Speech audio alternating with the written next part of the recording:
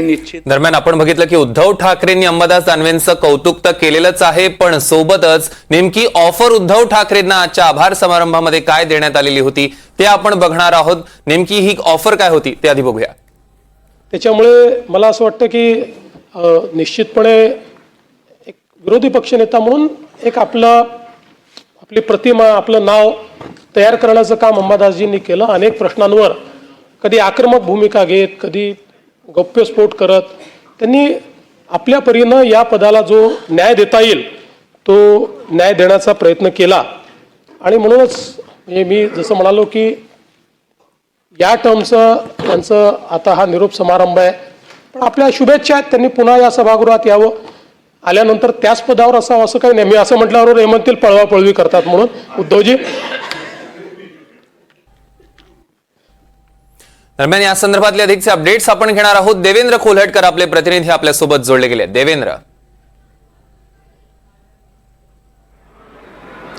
सौरव, आपल्याला माहिती आहे की विधान परिषदेचे विरोधी पक्षनेते अंबादास दानवे यांच्या विधान परिषदेच्या आमदारकीचा कार्यकाळ पूर्ण होतोय आणि त्यानिमित्त त्यांच्यासाठी एक विशेष कार्यक्रमाचं आयोजन जे आहे ते विधान परिषदेमध्ये करण्यात आलं होतं। आणि स्वाभाविक आहे या सगळ्या कार्यक्रमासाठी उद्धव ठाकरे, राज्याचे मुख्यमंत्री देवेंद्र फडणवीस हे देखील उपस्थित होते, इतर नेते मंडळी देखील उपस्थित होती। खेळीमेळीच्या वातावरणात हा सगळा कार्यक्रम पार पडतोय आणि याच कार्यक्रमादरम्यान मुख्यमंत्री देवेंद्र फडणवीस यांनी उद्धव ठाकरे यांना 29 पर्यंत आम्ही तर त्या बाकावर म्हणजे विरोधी बाकावरती येण्याचा प्रश्न नाही, तुम्ही मात्र इकडे येऊ शकता, त्या दृष्टीने आपण विचार करू, अशा पद्धतीचं एक वक्तव्य जे आहे ते खेळीमेळीच्या वातावरणात स्वाभाविक केलेलं आहे। आणि यामुळे आता राजकीय वर्तुळात याच्या प्रतिक्रिया देखील उमटताना पाहायला मिळतील, कारण अगदी हा कार्यक्रम सुरू होण्याच्या पूर्वीच काही सेकंद जे आहे ते विधान परिषदेच्या आवारात मुख्यमंत्री देवेंद्र फडणवीस आणि उद्धव ठाकरे यांची भेट झाली होती। यापूर्वी देखील आपण बघितलेलं आहे की नागपूर अधिवेशन असेल किंवा मुंबईतलं अधिवेशन असेल त्या दरम्यान वेगवेगळ्या कारणास्तव उद्धव ठाकरे असतील, आदित्य ठाकरे असतील किंवा ठाकरे गटातील नेते मंडळी असतील त्यांनी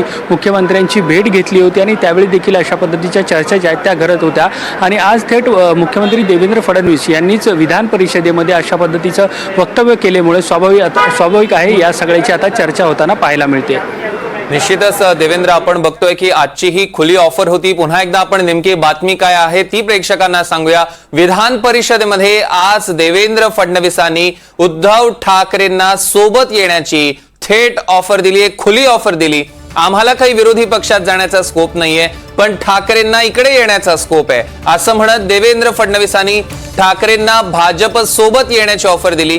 आज विधान परिषदेत विरोधी पक्षनेतेपदी अंबादास दानवेंचा कार्यकाळ संपला आणि अंबादास दानवेंच्या विरोधी पक्षनेतेपदाच्या निरोप प्रस्तावावर मुख्यमंत्री फडणवीस बोलत होते आणि त्यावेळी फडणवीसांनी ठाकरेंना आपल्या सोबत येण्याची ऑफर दिली आहे। आणि त्यावेळेला एकनाथ शिंदेंसमोरच फडणवीसांनी ठाकरेंना सोबत येण्याची ऑफर दिली आहे, त्यामुळे चर्चा रंगू लागलेल्या आहेत। फडणवीसांची ठाकरेंसाठी असणारी ही थेट ऑफर एकनाथ शिंदेंसाठी चेकमेट असू शकते का, यावर देखील आता चर्चा सुरू झाल्यात आणि त्याही संदर्भातले अपडेट्स आपण घेणार आहोत देवेंद्रकडनं।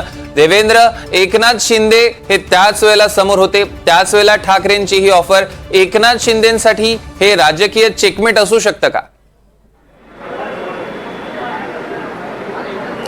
सौरभ, प्रामुख्याने आपण जर हा कार्यक्रम बघितला तर अंबादास दानवे यांचा जो काही कार्यकाळ संपतो विधान परिषदेतला त्या संदर्भातील जो निरोप समारंभ आहे त्या अनुषंगे हा आयोजित केला होता। आणि जर सगळी जी नेते मंडळी आहेत, प्रमुख नेते मंडळी आहेत, त्यांची जर आपण भाषणं बघितलं तर त्यामध्ये काहीसे विनोद होते, हास्य होतं, कोपरखळ्या होत्या आणि एक कौतुकाचा कार्यक्रम, काहीसा राजकीय सूर बाजूला ठेवून हा कार्यक्रम आयोजित केला होता।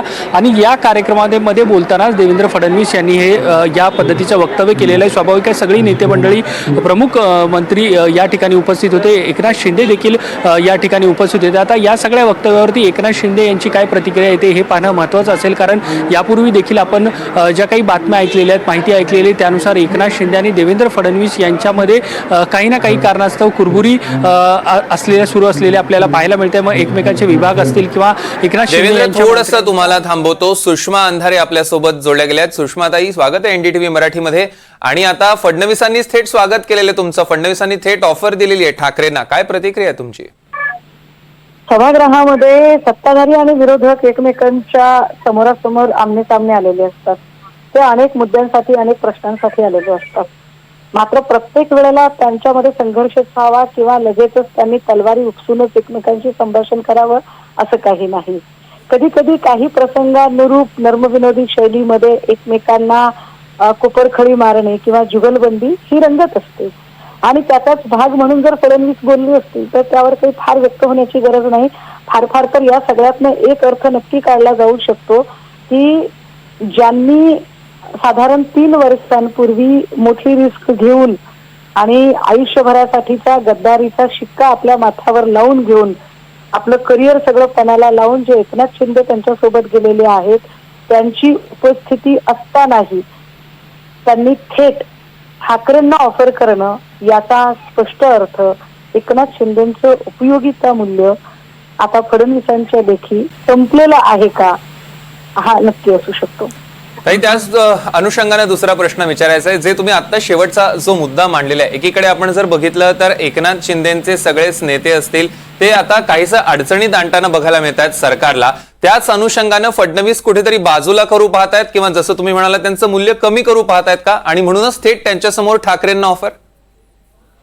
फडणवीसांचे मला वाटतं एकनाथ शिंदेच्या संबंधितले बरेच आडाखे चुकलेले आहेत.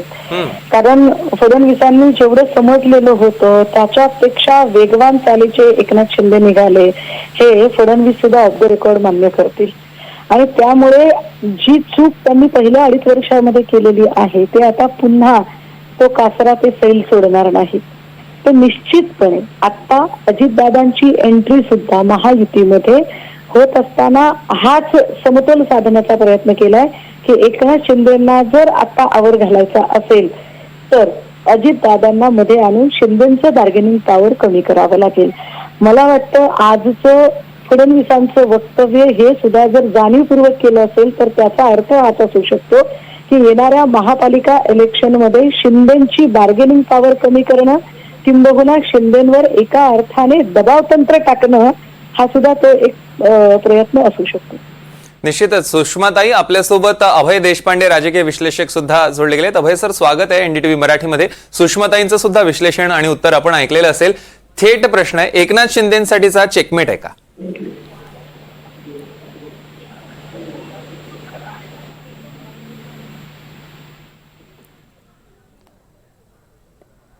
काही तांत्रिक कारणांमुळे अभय सरांशी आपला संपर्क होऊ शकत नाही. राहुल कुलकर्णी आपले प्रतिनिधी आपल्यासोबत जोडले गेलेत. राहुल, फडणवीसांच्या या वक्तव्याचा नेमका अर्थ काय काढायचा? हे बघा, जनरली निरोपाच्या भाषणाच्या वेळेला ज्याच्याबद्दलचा तो निरोप दिलेला असतो त्याच्याबद्दल गौरवपर उद्गार आणि भविष्याच्या दृष्टीनं त्याला शुभेच्छा देणे हिची प्रथा आहे विधिमंडळातली, आणि अशा पद्धतीची अनेक भाषणं आपण बघितलेली आहेत. पण हे खूपच आश्चर्यकारक आहे की फडणवीस यांच्यासारखा सजग आणि कायम राजकीय दृष्ट्या ज्याचं विचक्षण असं लक्ष असतं असा नेता अशा पद्धतीने एखादी ऑफर देतो तर त्याचे अर्थ तर निघणार. त्यामुळे आधी पहिल्यांदा आपण असं म्हणू की अंबादास दानवे यांच्या आतापर्यंतच्या विधान परिषदेतल्या कारकिर्दीला त्याचा गौरव उद्गार काढत असताना ते केलेलं फेस व्हॅल्यूवरचं भाषण आहे, तेवढी ती कमेंट आहे.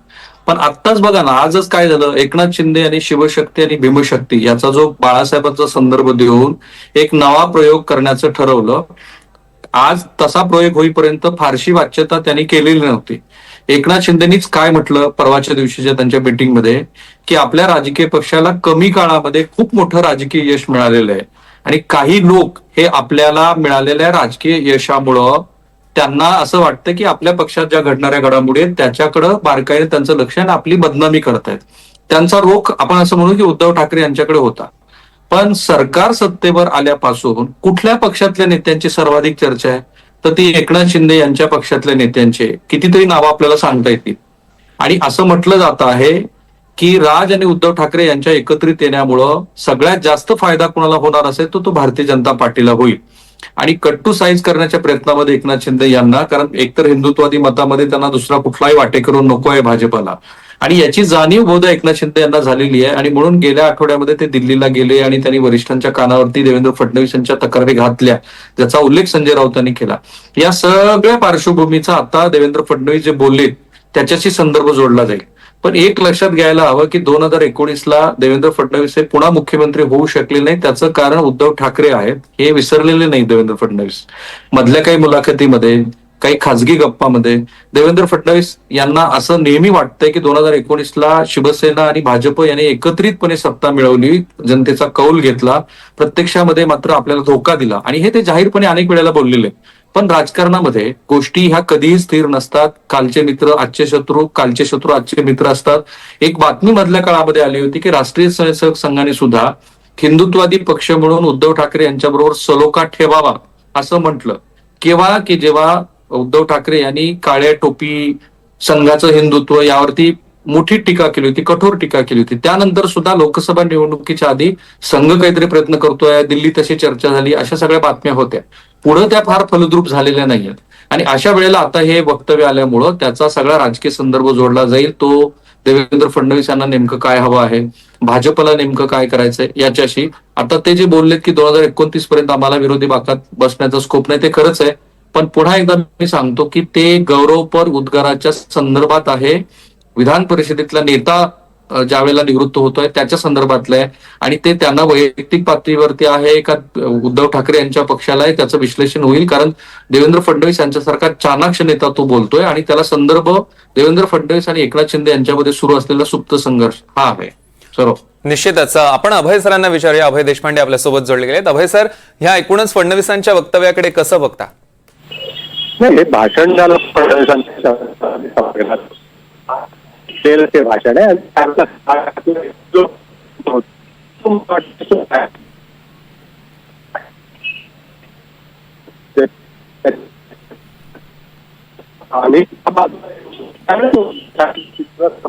काही बस. अभय सर, काही तांत्रिक कारणामुळे आपला आवाज नीट येत नाही. आम्ही पुन्हा एकदा तुमच्याशी जोडले जाण्याचा प्रयत्न करू. आपण पुन्हा एकदा सर देवेंद्र कोल्हटकर आपले प्रतिनिधी आपल्या सोबत जोडले गेलेत. देवेंद्र, फडणवीसांची ही थेट ऑफर एकनाथ शिंदेसाठी चेकमेट ठरू शकते का, काय वाटतं?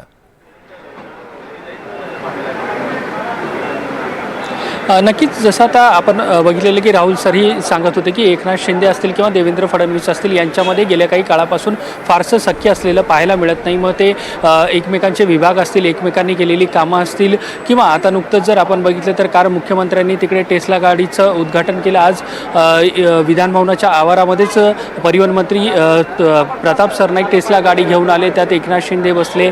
विधिमंडळाच्या आवारामध्ये त्यांनी फेरी मारलेली आहे. फक्त ही एकच नाहीत, अशी अनेक उदाहरणं गेल्या काही दिवसामध्ये सांगता येतील की एकनाथ शिंदे ज्या पद्धतीने स्वतःचं प्रोजेक्शन करतात किंवा या दोन्ही भाजप असतील किंवा शिंदेची शिवसेना असेल, या दोन्ही पक्षांमध्ये ज्या पद्धतीने आरोप प्रत्यारोप होतात आहे, निधीच्या काटछाटवरून ज्या पद्धतीचे मुद्दे उपस्थित केले जातात, यामुळे आपण म्हणू शकतो की एकनाथ शिंदे आणि देवेंद्र फडणवीस यांच्यामध्ये गेल्या काही काळापासून फारसं सख्य नाही आहे. ज्या पद्धतीने एकनाथ शिंदे स्वतःच्या पक्षाची बांधणी करतात आहे, आज ज्या पद्धतीचे त्यांनी आनंदराज आंबेडकर यांच्यासोबत केलेली युती असेल किंवा रोज एकनाथ शिंदे यांच्या पक्षात होणारे पक्षप्रवेश असतील, वेगवेगळ्या पक्षातली लोक सामावून घेणं असेल आणि स्वतःची जी संघटना आहे ती बळकट करणं असो, यावरून आपण बघतोय ना कुठे ना कुठेतरी हे भाजपला देखील फारसं रुचणारं नाही आहे. आणि ते यावरून ज्या पद्धतीने आता देवेंद्र फडणवीस यांनी भर सभागृहामध्ये एकनाथ शिंदे यांच्या उपस्थितीतच उद्धव ठाकरे यांना ज्या पद्धतीची ऑफर दिलेली आहे, स्वाभाविक आहे ते एकनाथ शिंदे यांना न पटणार. निश्चित देवेंद्र, त्यामुळे आपण बघतोय की याचे वेगवेगळे अर्थ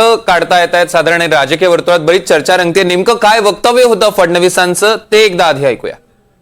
त्याच्यामुळे मला असं वाटतं की निश्चितपणे एक विरोधी पक्षनेता म्हणून एक आपली प्रतिमा, आपलं नाव तयार करण्याचं काम अंबादासजींनी केलं. अनेक प्रश्नांवर कधी आक्रमक भूमिका घेत, कधी गौप्यस्फोट करत त्यांनी आपल्या परीनं या पदाला जो न्याय देता येईल तो न्याय देण्याचा प्रयत्न केला. आणि म्हणूनच मी जसं म्हणालो की या टर्मचं त्यांचं आता हा निरोप समारंभ आहे, पण आपल्या शुभेच्छा आहेत. त्यांनी पुन्हा या सभागृहात यावं, आल्यानंतर त्याच पदावर असावं असं काही नाही. मी असं म्हटल्यावर हे म्हणतील पळवापळवी करतात म्हणून. उद्धवजी, पण हे वक्तव्य ऐकलेले आणि याच वक्तव्यावरनं आता राजकीय चर्चा सुरू झाल्या आहेत की ह्या ऑफरनं राजकीय गणित बदलणार का? पुन्हा एकदा आपण राहुल कुलकर्णींकडे जाणार आहोत. राहुल, फडणवीसांचं हे वक्तव्य आपण बघितलं, याचे वेगवेगळे अर्थ सुद्धा काढण्यात येत आहेत. शिंदेचे जर नेते बघितले तर सातत्यानं शिंदेंना सुद्धा अडचणीत आणतायत, पर्यायानं सरकारला अडचणीत आणतायत. शिंदेचे नेते आणि पर्यायानं शिंदेचा पक्ष हा फडणवीसांना नकोय, हा या वक्तव्याचा अर्थ काढता येऊ शकतो का? एका आठवड्यापूर्वी देवेंद्र फडणवीस यांनी आपल्या आमदारांना बोलताना असं म्हटलं होतं की 2029च्या निवडणुकीमध्ये स्वबळावरती तुम्हाला सत्तेवरती यायचं असेल तर जे लोक आपल्याकडे येत आहेत त्यांना बरोबर घ्या. आत्ताच जर नीट बारकाईनं त्यांचं वक्तव्य ऐकलं तर ते असं म्हणतायत की पुन्हा जर अंबादास दानवे हे सभागृहामध्ये आले तर ते आमच्याकडे आले तरी आम्हाला ते चालणार आहे, असा त्या बोलण्याचा रोख आहे.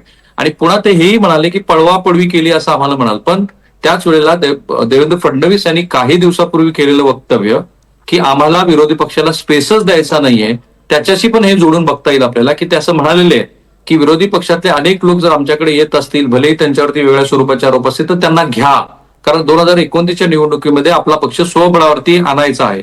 आणि मी पुन्हा एकदा सांगतो की आत्ताचं वक्तव्य हे विधान परिषदेतला विरोधी पक्ष नेता सभागृहातनं निवृत्त होत असताना केलेलं ते वक्तव्य आहे.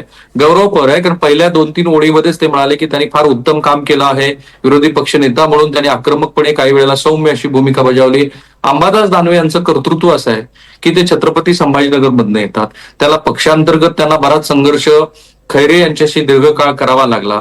त्यानंतर सुद्धा ते विधान परिषदेवरती निवडून आले. त्यांना लोकसभा निवडणूक लढायची होती, परंतु खैरे यांचा आग्रह असल्यामुळं त्यांचं तिकीट त्यांना मिळालं नाही. त्यावेळेला उद्धव ठाकरे यांनी खैरेंच्या पारड्यामध्ये वजन टाकलं. आताही त्यांचा जो संघर्ष सुरू आहे पक्षामध्ये तो सगळ्यात जास्त स्थानिक पातळीवरती सुरू आहे. अशा वेळेला भविष्यात अंबादास दानवे कुठे जातील, काय असतील याबद्दलचं आकलन हे पुढे दिसेल. पण आता त्यांच्या बोलण्याचा एवढाच अर्थ आहे की भविष्यामध्ये ते सभागृहामध्ये परत आले तर सत्ताधारी पक्षात ते आले तर आम्ही त्यांचं स्वागतच करतो. आणि पुन्हा याची चर्चा एकनाथ शिंदे यांच्याशी का जाते आहे तर सगळ्यांना ज्या पद्धतीने एकनाथ शिंदे यांचं नेतृत्व वाटलं होतं सुरुवातीच्या टप्प्यामध्ये ते तसं नाहीये. मुख्यमंत्री म्हणून सुद्धा त्यांनी उत्तम काम केलं, कॉमन मॅन म्हणून स्वतःची एक टर्म कॉइन केली आणि त्याच्यावरती निवडणुका आपण विधानसभेच्या निवडून जिंकून आणल्या असं त्यांना पूर्ण वाटतं. आताही बघा, dedicated to common man DCM अशा पदाचा आज त्यांनी नवीन एक टर्म कॉइन केली, ज्यावेळेला आनंदराज आंबेडकर यांच्याबरोबर त्यांनी युती केली. त्यामुळे एकीकडे एकनाथ शिंदे हे आपला पक्ष वाढवण्याचा प्रयत्न करतायत. माझं तर असं मत आहे की भारतीय जनता पार्टीचा नैसर्गिक मित्र आता अजित पवार यांचा पक्ष आहे, एकनाथ शिंदे यांचा पक्ष नाहीये. कारण एकनाथ शिंदे ज्या हिंदुत्ववादी मताच्या जोरावरती निवडणुका जिंकत आहेत किंवा मराठी माणसाचा मुद्दा आहे, तिथे भारतीय जनता पार्टीला दुसरा भागीदार नकोच आहे. आणि म्हणून भाजपाचे नूतन प्रदेशाध्यक्ष रवींद्र चव्हाण हे 3-4 वेळेला असं म्हणालेले आहेत की आमचा संघर्ष प्रतिस्पर्ध्याबरोबर म्हणजे विरोधी पक्षाबरोबर नसून आमच्याच मित्र पक्षाबरोबर आहे. अलीकडेच लोकसत्तामध्ये प्रदीर्घ मुलाखत त्यांची आली, वेगळ्या माध्यमाला त्यांनी दिली, NDTVला ते बोलले. त्यामुळे त्यांचा संघर्ष प्रतिस्पर्धी म्हणून एकनाथ शिंदे यांच्या बरोबरच असणार आहे. एकनाथ शिंदे यांनाही त्याची कल्पना आहे असं म्हणतात.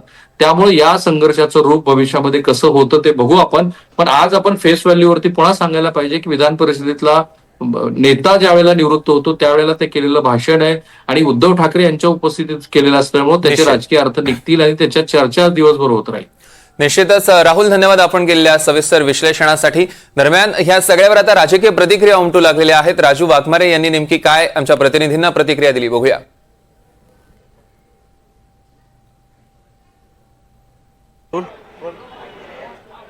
मुख्यमंत्री देवेंद्र फडणवीसांच्या विधानाचा अन्वयार्थ काय नेमका की 2029 पर्यंत सरकार येणार नाही, त्यामुळे तुम्हीच आमच्या वाकावर या, आमच्या बरोबर या? नाही, एवढं बाकी नक्की आहे. या महाराष्ट्रामध्ये 2029ला पण महायुतीचीच सत्ता येणार आहे एवढं नक्की. आणि आता उभाटामध्ये काही राहिलेलं नाही. सगळे पदाधिकारी कार्यकर्ते सगळे आमच्या शिवसेनेत येत आहेत, उरले सुरलेले भाजपमध्ये जात आहेत. त्याच्यामुळे आता अंबादास दानवेंसाठी तिकडे काही राहिलं नाही, ही खरी परिस्थिती आहे. आणि त्यामुळे कदाचित मुख्यमंत्री साहेबांनी त्यांना सांगितलं असेल की तिकडे आता काही नाही आहे, तुम्ही आमच्याकडे या. मला तरी वाटतं की उभाटाचे सगळे नेते आणि पदाधिकारी 2 किंवा 3 त्यांचे लोक सोडले तर बाकीचे सगळे 29 पर्यंत आमच्या शिवसेनेत यायला तयार आहे. पण हे उद्धव ठाकरेंना पण ऑफर आहे म्हणून बघा, उद्धव ठाकरेंना ऑफर आहे असं मला तरी वाटत नाही, कारण त्यांची ऑफरच काय करणार. आणि ऑलरेडी महायुतीमध्ये एवढा मोठा पक्ष शिवसेना आहे, आम्ही एवढे आमदार निवडून आणले, जनमत आज एकनाथ शिंदे साहेबांच्या मागे आहे. उद्धव ठाकरेंना ऑफर देऊन त्यांच्या मागे आहे कोण? राज जायला तयार नाही आहे, राजसाहेब ठाकरे जायला तयार नाही आहेत, काँग्रेस जायला तयार नाही आहे, तर त्यांच्या पाठीमागे कोण आहे? तर कशाला त्यांना ऑफर देतील? त्याच्यामुळे त्यांची जी ऑफर आहे ते कदाचित मस्करीत किंवा उपवासाने बोलले असतील. आम्हाला त्याच्यात काही सिरियसनेस वाटत नाही. आमची महायुती अभेद्य आहे आणि आदरणीय एकनाथ शिंदेचे जी जनमत आणि जो जनाधार आहे तो महाराष्ट्रात दिवसेंदिवस वाढतो. एक जननेता म्हणून एकनाथ शिंदे साहेब आहेत. त्याच्यामुळे आम्हाला काही त्याच्याबद्दल काही वाटत नाही. आमची युती महायुती भक्कम आहे. धन्यवाद. व्हिडिओ जर्नलिस्ट सागर कुलकर्णी, NDTV मराठी, मुंबई.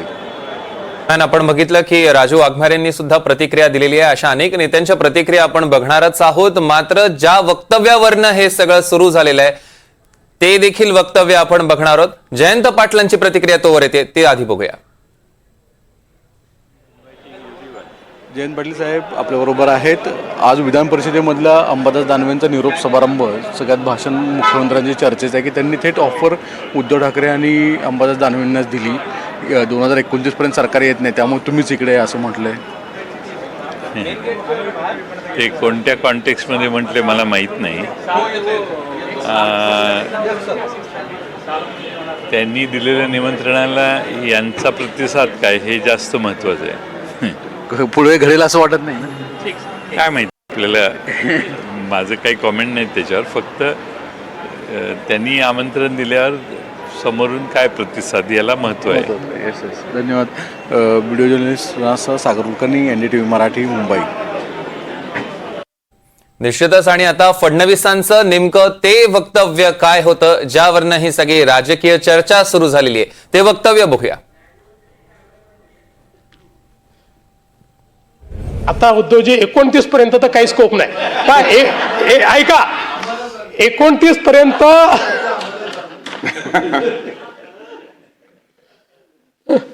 आम्हाला तिकडे याचा स्कोप उरला नाही. 29 तुम्हाला इकडे याचा स्कोप आता विचार करता येईल. म्हणजे त्याचा विचार आपण वेगळ्या पद्धतीने करू, पण आम्हाला तिकडे जायचा स्कोप हा काही या ठिकाणी उरलेला नाही. पण मला असं वाटतं की मी अंबादासजी कुठे असले तरी त्यांचा मूळ आत्मा हिंदुत्ववादी.